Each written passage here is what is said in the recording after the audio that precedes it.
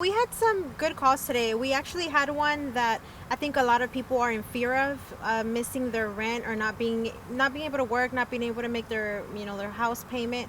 We responded to a call in where a an owner was trying to evict the person living at the home, and we let him know that right now all evictions are being suspended. They cannot kick anyone out. And so, if anyone out there is in fear of that, please rest assured that that's not going to happen right now. Because of the epidemic, there was a suspension on evictions, so you can be at peace for now. We responded to a call where somebody was stealing items from a store. I really did think I was going to feel bad if maybe the items they were stealing were going to be food or maybe cleaning supplies, but it was totally unrelated, so it wasn't anything having to do with the epidemic. Do you have a fever? Have you been coughing at all?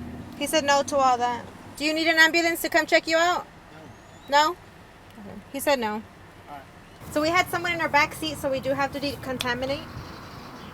We responded to a call for service of some horses that had gotten out of their enclosure. The caller stated that the horses were running through the street, so we did want to hurry up and get to that because the horses get scared too, so they can just run into traffic and cause an accident. So luckily we got there in time to avoid anything further, and we were able to reach the owner, and the horses were sent back to their enclosure. It happens a lot where we are dispatched to a call about something, and when we get there, we'll find that and something else.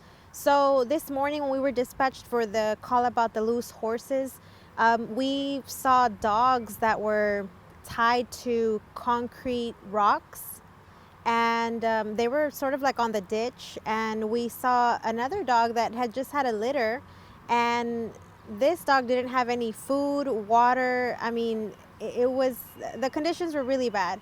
We went ahead and contacted SPCA, and we informed them of the situation, and they were going to send someone out to take a look at that, hopefully rescue the dogs, because it's sad, and it's sad to see that, but you're also, at the end of the day, you're happy that you did something about it, that you didn't just look away and just leave it alone.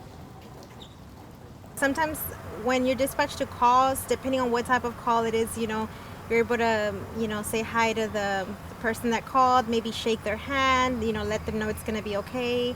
Or before, I've responded to calls where there was a death on arrival, and, I hug the family member and let them know it's going to be okay.